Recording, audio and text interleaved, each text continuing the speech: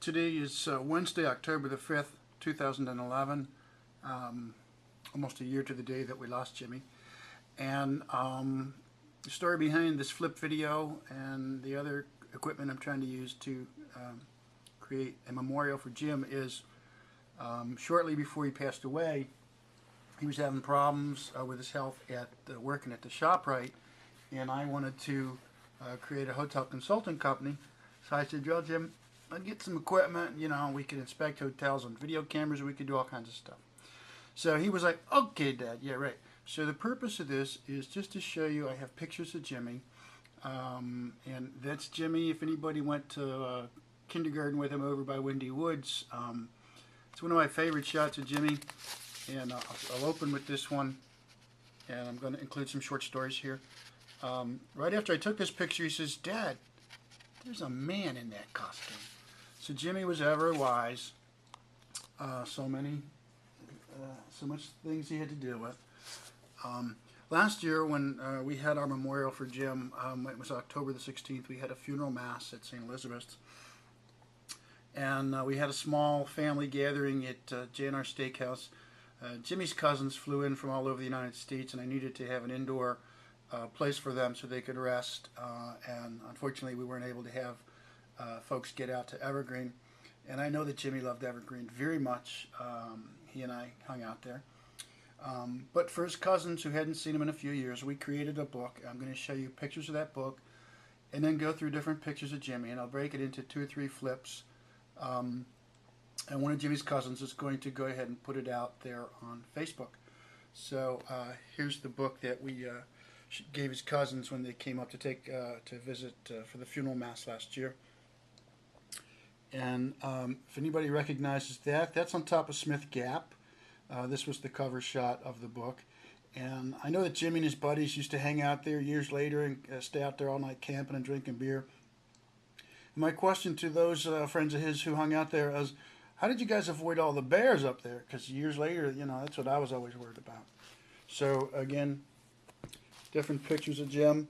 This is a picture of Jim, and he's on an amusement park ride in Highland County, Virginia. See if I can't get this a little bit steady.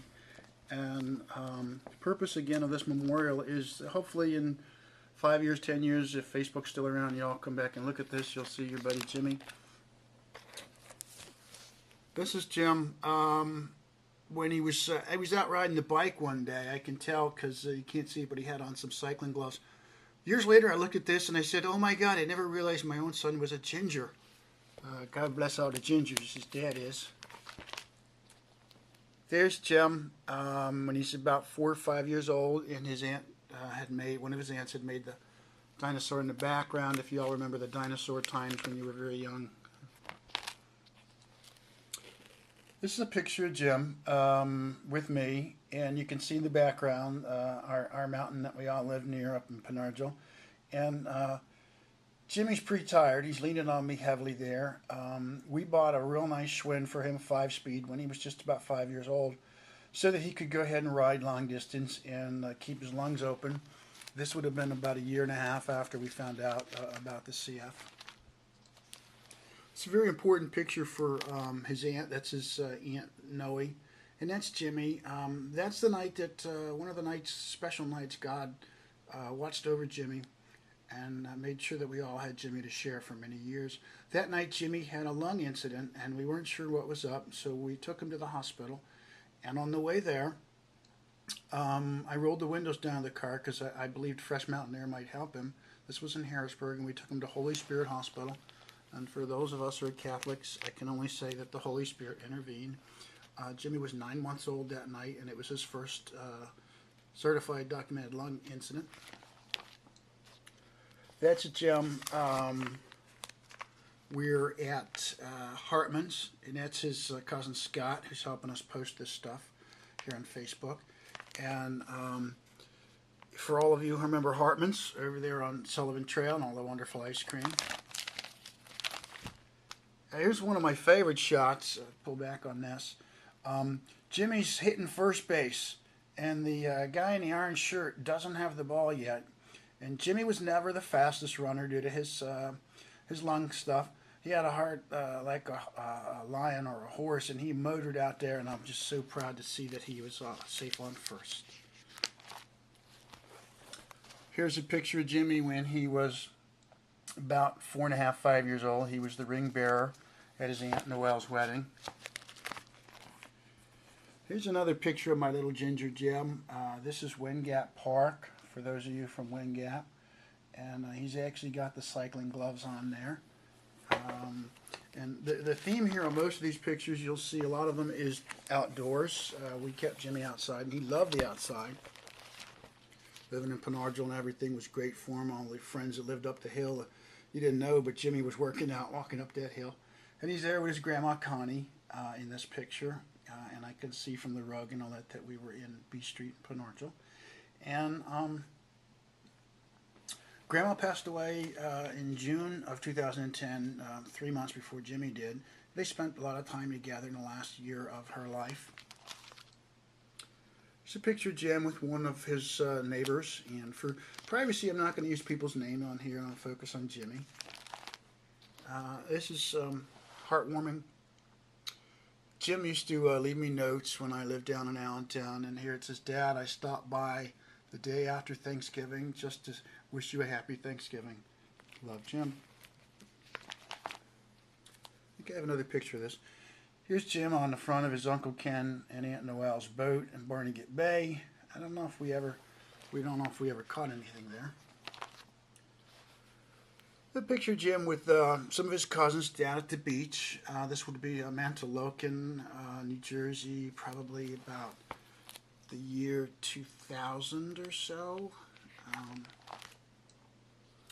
This is a picture of Jim. And this would have been confirmation in St. Elizabeth's Church for ICS. And any of his buds out there, you might recognize yourself, but I'm not going to say your names. Everybody keeps their privacy.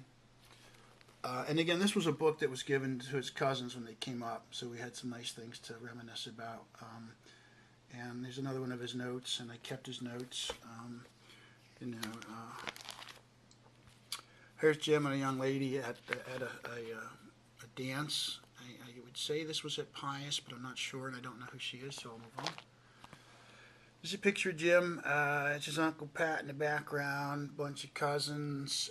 This would mean this was somewhere in, I would say, Virginia in about 2000. And let's see if we can. This is Jimmy. He's down at my apartment, and there's a Christmas tree, and there's trains, so that means it's Christmas time. And my caption on this one is, "Dang, Dad really does not have cable TV." All right, we're pushing the edge of the flip limit here. Coming up here, this is Jimmy and his Uncle Tim, and you can see they kind of look alike, and they had the same growth. There's a photo of Jimmy when he was a very little guy. That's his 4th birthday. His aunt and his uncle came over from Jersey. Here's one of my favorite pictures. We didn't realize this until after Jim passed away, but this was Thanksgiving 2008, and Jim had come up to visit in Freehold. And it turns out that there's this light over his head, and it kind of looks like a halo. And I'm going to turn the phone on, the flip off in a minute. This is a picture of Jim and his cousins, and when I looked at it, and there's Jim. When I looked at it, all I could think was, oh my God, it was a meeting of the Ginger Conspiracy. That's part 1.